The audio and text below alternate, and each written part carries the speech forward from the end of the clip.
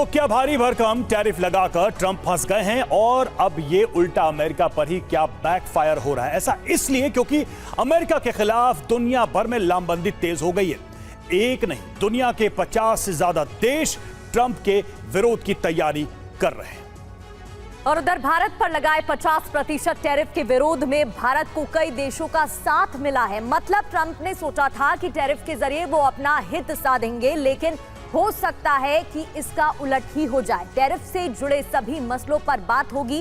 पहले सबसे बड़ी खबर का रुख कर लेते हैं।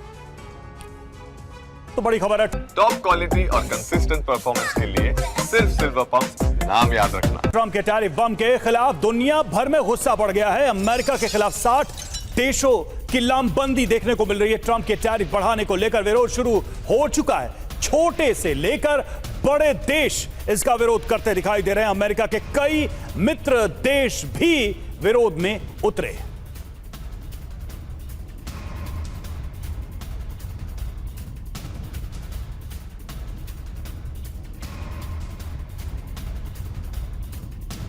तो ये बात तो साफ थी पहले ही कि ट्रंप जो अपना टैरिफ प्लान लेकर आए हैं, दुनिया के कई देशों के हित उनसे ही टकराने वाले हैं और ऐसे में वो सभी लामबंद होते दिखाई दे रहे हैं। भारत पर जो उन्होंने टैरिफ लगाया, उसके बाद भारत के साथ और भारत के समर्थन में भी कई सारे देश दिखाई दे रहे हैं। तो सवाल यही है कि क्या ट्रंप का यह दांव उल्टा पड़ता दिखाई दे रहा है, क्योंकि 60 देशों का बड़ा विरोध भी सामने आया है। हुआ क्या है, सबसे पहले यह देखिए। ट्रंप के टैरिफ बढ़ाने का दुनिया भर में विरोध हो रहा है। करीब 60 देश टैरिफ बढ़ाने के विरोध में उतर आए हैं। विरोध करने वालों में अमीर गरीब दोनों तरह के देश शामिल हैं। ट्रंप पर फैसला बदलने के लिए दबाव भी बढ़ता दिखाई दे रहा है। टैरिफ नीति के खिलाफ कई मित्र देश भी शामिल हैं इसमें। और इसकी वजह क्या है? वजह है कि नौकरियों पर इसका बड़ा खतरा बढ़ेगा, उद्योग पर असर होगा, निर्यात पर बड़ा असर होगा और खतरा बढ़ जाएगा। बड़ा खतरा यह भी कि ट्रंप का फैसला निर्यातकों के लिए ताबूत में कील साबित होने वाला है।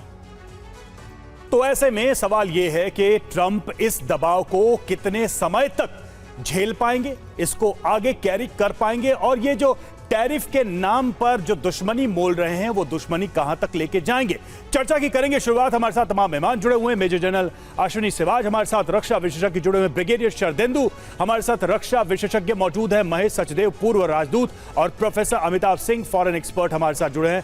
अमिताभ सर, सवाल आप ही से है पहला कि ट्रंप जो है इस अदावत को कितने आगे तक ले जा पाएंगे, तब जबकि धीरे धीरे ही सही दुनिया के कई देशों ने समझा है कि इसके खिलाफ होना है, इसके खिलाफ लामबंद होना है।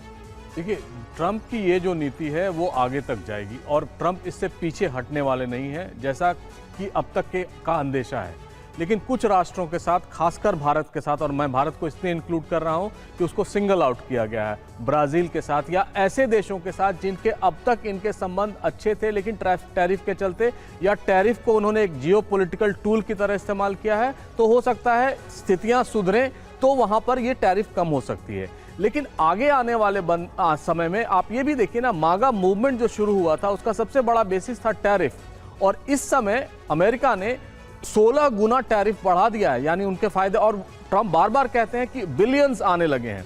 अभी तक उनकी इकोनॉमी को कोई इससे फर्क नहीं पड़ा है शॉर्ट टर्म में, लेकिन ये मीडियम टर्म और लॉन्ग टर्म में माना जा रहा है कि उनकी इकोनॉमी पर फर्क पड़ेगा। लेकिन जिस तरह से ट्रंप की नीतियां हैं वो इससे पीछे हटने वाले नहीं हैं। और आगे आने वाले दिन ये जो 60 देश जो विरोध कर रहे हैं या इन जैसे देश, एक नया मंच जैसे भारत का है, एक ब्रिक्स या इस तरह के एक नई मंच बनने की संभावना है। लेकिन आने वाले समय में मुझे नहीं लग रहा है ट्रंप पीछे हटने वाले हैं।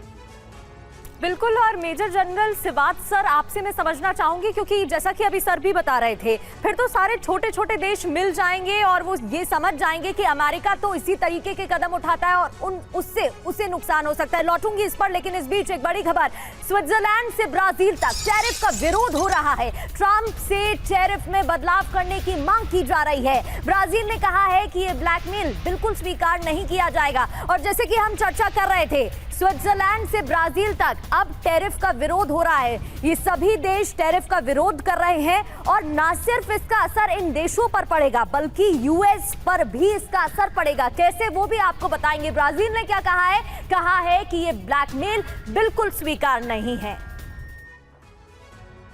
और ये टैरिफ बम उल्टा डोनाल्ड ट्रंप पर ही भारी ना पड़ जाए। वो इसलिए क्योंकि ब्राजील ने कहा ट्रंप का टैरिफ टैक्स अस्वीकार्य है, ये ब्लैकमेल बिल्कुल स्वीकार्य नहीं की जाएगी। स्विट्जरलैंड ने क्या कहा, अमेरिका के साथ नई बातचीत की मांग की गई है। ताइवान ने क्या कहा, ताइवान ने कहा कि अमेरिका के साथ बातचीत करेंगे। आयरलैंड ने क्या कहा कि नए टैरिफ से अर्थव्यवस्था ध्वस्त हो जाएगी। इसके अलावा अमेरिका से बातचीत के लिए लगातार मांग की जा रही है। UK, Thailand, Cambodia, Vietnam, Indonesia, Philippines, Japan, दक्षिण कोरिया और यूरोपीय संघ और बाकी बचे देश टैरिफ को लेकर भारी असंतोष जाहिर कर चुके हैं और बोल चुके हैं कि इस पर कोई ना कोई निर्णय लेना चाहिए। सर, आपसे मैं समझना चाहूंगी क्योंकि सिवात सर पहले भी कई देश मिलकर ऐसा बयान दे चुके हैं कि इसका असर ना सिर्फ उन देशों पर पड़ेगा बल्कि यूएस पर भी पड़ेगा, तो ट्रंप को अपने बयान पर एक बार फिर से विचार करना चाहिए। अब जिस तरीके से ये सभी देश एक साथ मिलते हुए दिखाई दे रहे हैं, उसका असर यूएस पर कितना? हाँ, बिल्कुल पड़ेगा। देखो, ये सच्चाई है कि यूएस को ये समझना चाहिए, पहले तो उसने ये किन देशों पे ज़्यादा टैक्स लगाया। एक तो ब्रिक्स के हैं, चाहे ब्राज़ील है, चाहे भारत है जिसके ऊपर 50% लगाया है, रशिया ऑफ कोर्स है, चाइना पे 30% लगाया है और उसके बाद उसने साउथ अफ्रीका पे 30% लगाया है। तो मुझे लगता है ब्रिक्स जो है एक प्रकार से उन्होंने ज़्यादा टैक्स लगाए और बाकी कंट्रीज़ पे भी काफ़ी, जैसे यूरोप की स्विट्ज़रलैंड पे 39% है, कहीं ना कहीं आप देखें यूयू पे 15% है, यूके पे ओनली 10% है, कनाडा पे 35% है। मेरा मतलब ये है कि अगर जो ये टैरिफ लगा तो अमेरिका की इकॉनमी पे बहुत इम्पैक्ट पड़ेगा, क्योंकि ये जो पैसा है टैरिफ का ये तो देना पड़ेगा अमेरिका की पब्लिक को। तो उसके बाद इन्फ्लेशन बढ़ेगा, इन्फ्लेशन बढ़ेगा तो आप देखें वहाँ पर मारामारी चलेगी। जो अमेरिका की इकॉनमी वो डगमगाएगी। वो ये सोच रहे हैं कि मैन्युफैक्चरिंग हो सकता है आने वाले समय में अमेरिका में आ जाए, वो इतना आसान है नहीं, उसके लिए टाइम लगेगा। दूसरा कि मैन्युफैक्चरिंग अगर अमेरिका में आनी है तो क्या वो कॉस्ट इफेक्टिव है, क्योंकि वहाँ की जो लेबर है वो बहुत कॉस्टली है और लेबर कहाँ है, लेबर है नहीं। तो ये सच्चाई, अमेरिका ये सोच रहा है कि अगर वो टैरिफ ज़्यादा लगा देगा तो कहीं ना कहीं आप देखेंगे कि मैन्युफैक्चरिंग अमेरिका में शिफ्ट होगी, कहीं ना कहीं जॉब मिलेगी अमेरिका में, वो बाउंस बैक होने वाला आने वाले टाइम में। और ये भी सच्चाई है कि जिन पे भी इसने टैरिफ लगाया है हो सकता है उनको शुरू में तो प्रॉब्लम हो, मगर वो धीरे धीरे दूसरी कोई मार्केट ढूंढेंगे। जैसे भारत है, भारत 3 चीजें कर सकता है जिस प्रकार से अगर ये 50% टैरिफ 27 तारीख को लागू हो जाता है। एक तो हो सकता है हम उसकी जीएसटी कम कर दें या उसके टैक्सेस कम कर दें तो उनको कॉम्पिटिटिव बनाने के लिए। दूसरा, हम कहीं ना कहीं दूसरी मार्केट देखें, यूके की देखें, यूरोप की देखें, हम जो ग्लोबल साउथ के लीडर हैं वहाँ देखें। और तीसरा, मुझे लगता है कि एक और बड़ा इम्पोर्टेंट जो भारत कर सकता है, भारत ये एक प्रकार से ये करेगा कि अगर अमेरिका नहीं कम कर रहा तो टिट फॉर टैट है, हम भी बिल्कुल उसके। चाइना ने वो किया, चाइना ने वो एक तरीके से पोस्चरिंग की है अमेरिका के साथ। क्या भारत भी कुछ ऐसा कर सकता है, ये सवाल बना हुआ है।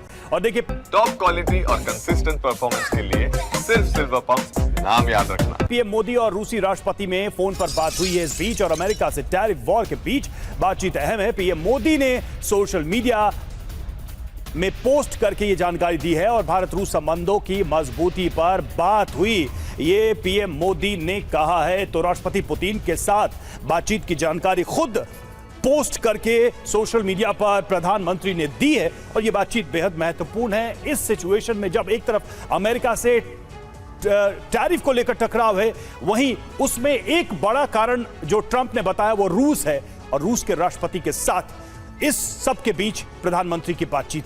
जल्दी से देखते हैं कुछ महत्वपूर्ण बातें। भारत ने साफ क्या किया है अभी तक, तो यूएस के दबाव में रणनीतिक आर्थिक नीति हम नहीं बदलेंगे, अपनी जो पॉलिसी है उसमें हम कोई चेंज नहीं करेंगे, आर्थिक संबंध जारी रहेंगे। रूसी कच्चे तेल की बात करें, कोयला, उर्वरक और वेपन का बड़ा खरीदार है भारत और ये जो भारत जो खरीदता है, परचेसिंग है, ये जारी रहेगी।